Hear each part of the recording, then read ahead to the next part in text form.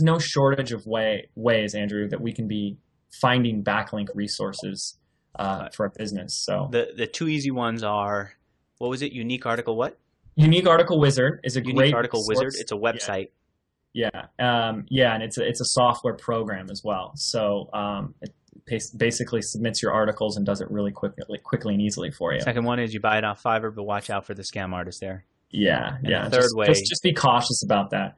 Third way is hiring someone and doing it in-house, having your own backlink person. Which, if you have a website and you know your keywords, you should be doing that anyways. You should always be focusing on some SEO efforts, just at least a little bit in your business. But here's the final trick here, and this is why I chose this one, because a lot of people already knew that. They go, oh yeah, I always throw backlinks on our videos. The thing they don't know is that putting backlinks to your channel URL is even more beneficial. So just to clarify that, when you put a video out on YouTube, it has a video URL, a specific link that you can share for anybody to see that video. But you also have a homepage or a channel where all of your videos sit. It's kind of like your Facebook profile or your Twitter profile, where they can see everything that you've ever done on that page. YouTube is really shifting to make the focus more on a channel-centric community feel versus a video-specific. You can go look on anybody's channel right now, and it'll say video views, and it'll say 1 million, and then it'll say channel views, like 10,000. So a lot of people never go to someone's channel, and YouTube is really trying to change that. So you're actually going to get rewarded when you put backlinks to your channel URL, because they're really trying to showcase that. There we go. All right, let's go on to, I'm looking at something that I was going to tee up for later, but it's becoming a distraction. I'll come back to it. I'll come back and talk about it in a moment. All right, so now we've gotten all these video, actually, I'm skipping ahead. Video responses, you told me in the pre-interview that we need to pay attention to that. How do we use video responses? In fact, for anyone who doesn't know, can you give a quick intro to what they are and then tell me what to do? So, and I'm also going to preface this by saying this is hands down my favorite strategy, because not only is it not well known or not well used, but it's the biggest bang for your buck. So the strategy is called Get Video Responses. So you're taking notes there. That's the one you want to write down. Get Video Responses, circle it, and put like 5 stars next to it. So YouTube has a very community aspect, and they really want engagement on each video. They want comments, they want the likes, they want people to subscribe. That's good when your video does that. But there's one thing in particular that's really impressive to YouTube when someone puts a video response to your video. So what is that? What's a video response? Well, when I put a video out there, Andrew can come to that video and he can leave a comment, just like a blog comment or a Facebook comment, say, hey, great video, James. But if Andrew was really nice, he could sit there and create a quick video saying, James, what a great video. Just wanted to tell you I thought it was awesome. Keep up the great work. And he can immediately upload that as a video response. Now, because that video took a little bit more time than just sitting there and typing, YouTube looks at that as a huge indicator, as this video needs to catch our attention. This needs to be shown to more people, because someone took the time, Andrew took the time out of his day to make a video just to show this other video. So the more video responses you get from other channels on your videos, the better. And this seems like a lot of work, but it really doesn't have to. It's really about being clever and just creative about the whole process. So what we'll do, the latest thing I'm doing right now is I just uploaded a video and I'm trying to get it ranked in a very competitive keyword. So what I did is I held a contest on our community, Video Traffic Academy, and I said I'm going to give away a free iPad 2 to the video I like the most. I'm going to rate it, watch all your guys' videos, and I'll rate the first one. But in order to submit your video to the contest, you have to submit it as a video response onto my video. So now we have just dozens of videos being added to one video. That's huge. That's a huge thing. Now, you don't have to do that. You don't have to give away something every time you want to add them. Another great way is to ask your past customers and clients for a short video testimonial. Then they upload it to their own channel and they connect it as a video response. And then obviously, if you want to go even further than that, you can have someone on your team create other channels, create related content videos and add them there. But this is a strategy where you get 2 to 4 video responses on a video. You can get the #1 spot. It's pretty cool. That's it. I mean, not that that's it, but 2 to 4 doesn't seem like that many. No, yeah, but 99% of videos don't have a single video response on it. So, yeah. Here's the thing. At the end of the day, I mean, I forget the number. It's like some 20 hours of footage is uploaded every single minute to YouTube. So more videos than you can ever imagine. So right now, if you guys upload a video, your video is a needle in a haystack, and it's really all the things that we just went through are designed to get you out of the haystack and up to the top of Google and YouTube. What about this? I sometimes get people who add video responses to my videos, but the responses are completely unrelated. They just take whatever video they have up and they make it into a response, I guess, trying to get hits for their video. And I've been removing them. Now I'm questioning myself. I got a great answer for you. So here's what you're gonna do. You're gonna leave them on there, but when they add, because they don't know this, but they're actually doing you a favor. So you're gonna leave the video on there, but then what you'll notice is that their videos below yours. You don't want people clicking onto your stuff. So what you can do is you can then go in and add one of your own videos as a video response to your own video. So YouTube only shows the last 2 video responses uploaded. So if you guys were to go there and someone's video had 20 video responses, the only 2 that you see are the last ones submitted. So you go in there to your own account and you can just click add this existing video as a video response. You bump out that competitor's video, and no one will ever see his video, yet it counts as a video response. Yeah. I thought of something. I love this. I love getting tactical. I thought of something.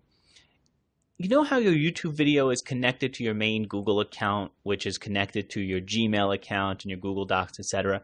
If you hire a virtual assistant and say, I want you to run my YouTube channel for me, are you giving them control of your whole YouTube and Google account and Gmail account along with it?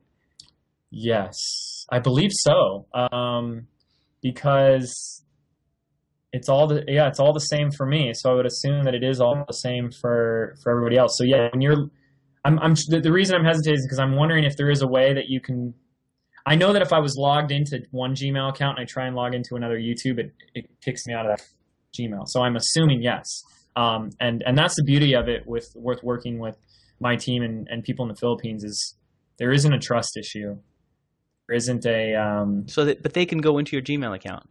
Yeah, well, they do. That's one of the things that I have them do. I have them manage my my email. They delete all the spammy messages and the little Facebook and Twitter notifications that aren't important. What about the username and password for your bank account? Doesn't that go into your Gmail account? No. Okay, Bank information I don't have on Gmail, but I've given them my PayPal before, and they'll because there's little things they have to buy. Like we sell products on Kunaki, so they have to go in there and when an order comes in, they have to actually fulfill the order. So they need to be able to process that order. So I go, here's my PayPal.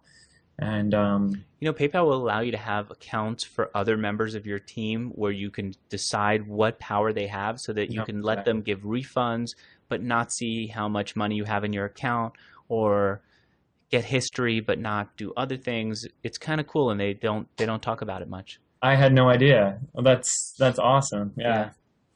But, All right. Finally.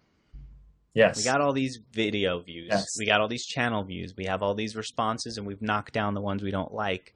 We now need to translate all of that work into hits to our site where we'll hopefully be able to convert those people into customers. And this is the most important thing. I mean, if there's anything we talk about, this is the most important part to pay attention to, because at the end of the day, I joke about this, but there's no bank that you can just go walk down to and say, hey, I got 1 million views, can I have some money for it? It doesn't really matter. I mean, yes, YouTube has a partner program and you can make some money, but that's not your job. You have a business. There's a specific goal and intention with that business, and really the whole reason we're trying to get views is to convert that into traffic. And as I said at the beginning of the call, what you're going to experience is an incredibly high quality source of traffic. when we do our presentations, I share an example, an experiment that a good friend Travis Campbell of marketingprofessor.com did.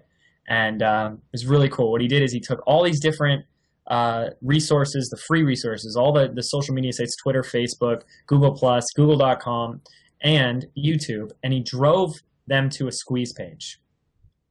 And then he tracked to see what the conversion rates were.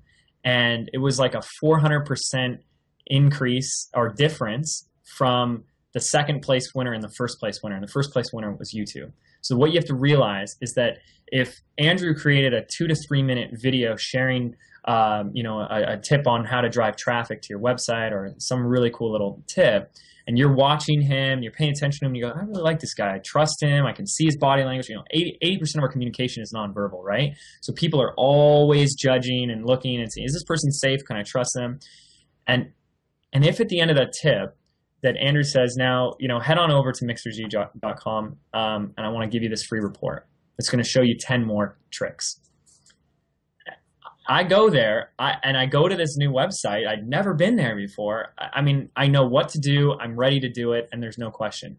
How many times have you stumbled onto a website, a blog, or whatever, and the second you get there, your defenses get on. You're like, what is this? I'm trying to figure this out. Is this a scam? Why am I here? I need to get out of here, whatever.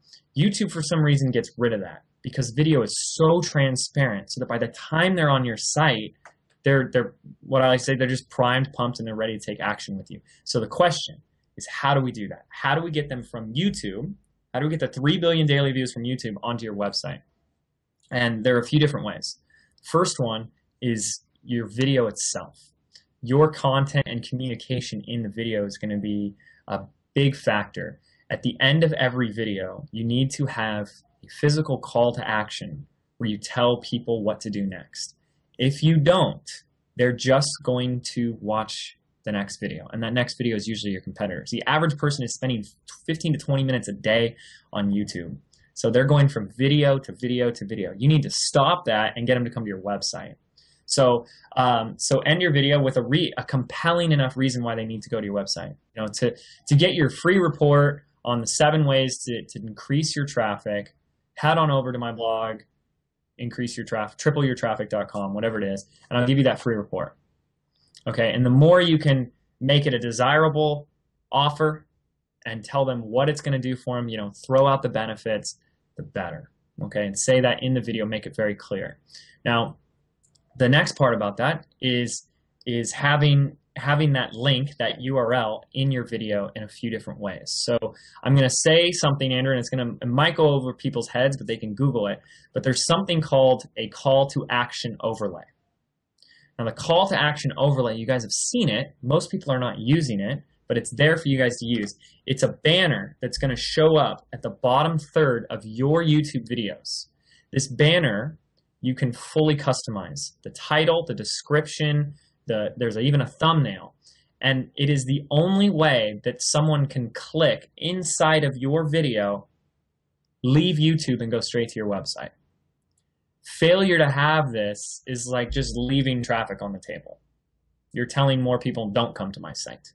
So it's something that takes about 5 to 10 minutes to set up the first time, because you actually do have to set up a Google AdWords account, which is kind of a pain, but you don't have to pay any money, which is beautiful, because if you set it up to only go on your own videos, then YouTube doesn't want to charge you for your own stuff. So it's called the call to action overlay, and I'm sure you can, we teach it in our course, but it's a little technical step-by-step to set it up, but I'm sure if you Google it, you can find out how to do it as well. Now the other thing is putting your link in your description box. So every video